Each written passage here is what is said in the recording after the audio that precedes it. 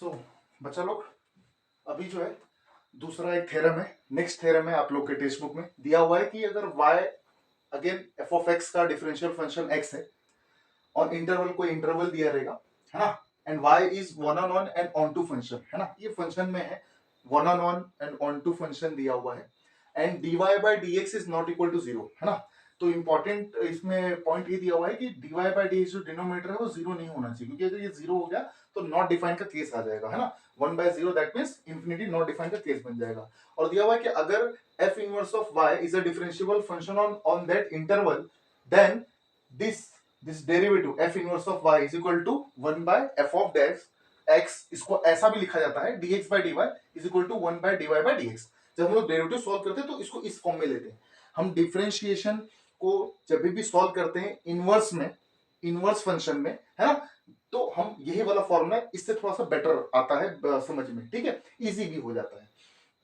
अब इसमें करना क्या है, अगेन जो मैंने पहला वाला जो थ्योरम आप लोगों को करा दिया है ना, वही थ्योरम को दिमाग में रखना है बच्चा, कुछ ज्यादा इसमें सोचने की जरूरत नहीं है ना। ये भी 3 से 4 मार्क्स के लिए इंपॉर्टेंट क्वेश्चन है। तो अगर पहला वाला वीडियो देखा रहेगा ना तो आप लोगों को समझ में आ जाएगा। इसमें भी देखिए कितने फंक्शन है, एक्स और वाई दो ही फंक्शन है ना। तो जो स्टार्टिंग जो पैटर्न है ना वो क्या रहेगा, सेम, ठीक है। अब यहाँ पे करेंगे जैसा सेम लिखेंगे, यहाँ पे dx dy आप लोगों ने देखा रहेगा, उसमें भी d जो है डेल से रिप्लेस हुआ था। तो यहाँ पे हम लोग कंडीशन लिखेंगे कि let del y be small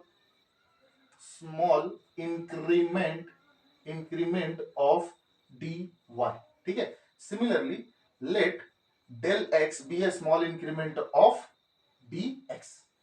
हम लोग अज्यूम कर रहे हैं कि ये डेल वाई डेल एक्स क्या है, स्मॉल इंक्रीमेंट है इनका, ठीक है। तो अगर ये स्मॉल इंक्रीमेंट है तो जो हमें प्रूफ करना है वो कैसा दिखेगा कि del x by del y is equal to 1 upon del y upon del x. Sir ने कहां से हेल्प किया है, जो प्रूफ देख करना वही से, ठीक है। इसको सॉल्व, इसको प्रूफ करने का ना ये थ्योरम को दो तरीका है। तो मैं जो आसान वाला ना, जो सबके लिए कॉमन है वही बता रहा हूँ, तो उस पर ध्यान देना है, ठीक है।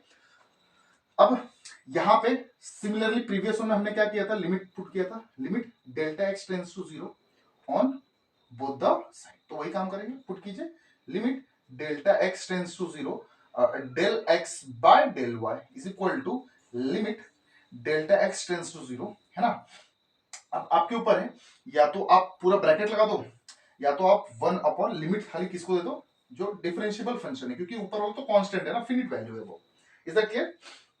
तो ये चीज है बराबर। इसमें एक कंडीशन ये भी रखना चाहिए कि ये वाला कभी भी जीरो नहीं है, मतलब del Y by del x not equal to zero, ये साथ में रखना बहुत जरूरी है।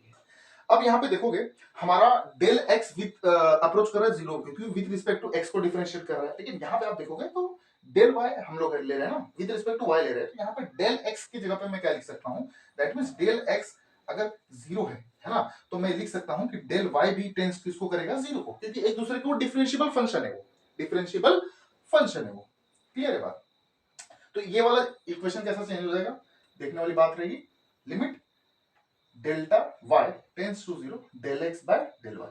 अब अगर पिछला वाला देखा रहेगा ना तो उसमें भी आपने नोटिस करेगा कुछ ज्यादा इसमें है नहीं, बस वही है कि आप डी से जो है डेल को रिप्लेस कर रहे हो, बस ये बात है। अब सेम आरएचएस में आप लोग लिख दोगे, क्या आरएचएस में लिख दोगे कि भैया जो लिमिट जो है अप्रोच कर रहा है, तो डिफरेंशिएबल फंक्शन जो दिया हुआ है गिवन डाटा में, तो limit delta x tends to zero है del Y by del X को, तो उसको हम लोग D Y by D X लिख सकते हैं। क्लियर है? तो अगर ये इसमें पुट किया जाए तो ये ऐसा दिखेगा, del x by del y is equal to 1 upon d Y by D x, 1 upon d Y by D x. तो यहां पे लिखोगे तो भैया जो है आपका आरएचएस जो है right hand limit, RHL means right hand limit exist कर रहा है, so left hand limit is also exist, क्योंकि लिमिट का डेफिनेशन है, लिमिट का डेफिनेशन है ना। तो डिफरेंशिएबिलिटी अगर रखना है तो दोनों राइट हैंड लिमिट और लेफ्ट हैंड लिमिट क्या होंगे, दोनों इक्वल होंगे। तो अगर ये इक्वल होंगे तो आप इसको क्या लिख सकते हो, आप डेल एक्स बाय क्या लिख सकते हो, d x by d y is equal to क्या हो जाएगा, 1 upon d Y by D x. देखिए जो आपको प्रूफ करना था वो मिल गया। क्लियर है बात? अभी यही अपना थ्योरम है, यही एग्जाम में आने वाला है, आने वाला इन द सेंस इंपॉर्टेंट है, तो आ सकता है। अच्छा तो इसको सॉल्व करने का दूसरा भी तरीका है है ना। तो अगर आप लोगों को चाहिए रहेगा तो बता देना, मैं बता दूंगा। लेकिन मैंने ये वाला तरीका क्यों आप लोगों को बताया, क्योंकि ये डिफरेंशिएशन चैप्टर के लिए कॉमन तरीका है, जो कि आप पहले वाले में भी किया था, जो कंपोजिट फंक्शन था, और ये इनवर्स फंक्शन के लिए भी सेम ही तरीका है। वापस मैं रिपीट कर रहा हूं बच्चा, जो प्रूफ दैट करना है उसी में डी को डेल से रिप्लेस करो, दोनों थ्योरम के लिए डेल को रिप्लेस करो, बाद में लिमिट पुट कर दो। लिमिट पुट करते वक्त ध्यान रखना, जिसके विद रिस्पेक्ट टू में है वो डेल एक्स पे डेल वाई आप सब्स्टिट्यूट करना पड़ेगा। ये डेल एक्स है तो डेल एक्स रहने दो। अब बाद में डेल को किससे रिप्लेस कर दो, डी से, क्योंकि आपको डी में ही चाहिए। बाद में एक स्टेटमेंट डालना है कि राइट हैंड लिमिट एग्जिस्ट कर रहा है तो लेफ्ट हैंड भी एग्जिस्ट करना ही होगा। क्यों करना पड़ेगा, to maintain this theorem. Theorem को मेंटेन करने के लिए, डिफरेंशिएबिलिटी मेंटेन रखने के लिए उसको एग्जिस्ट करना ही पड़ेगा। Is that clear? तो आई होप क्लियर हो गया रहेगा, है ना। नेक्स्ट वाला थ्योरम आप लोगों को मिल जाएगा। ओके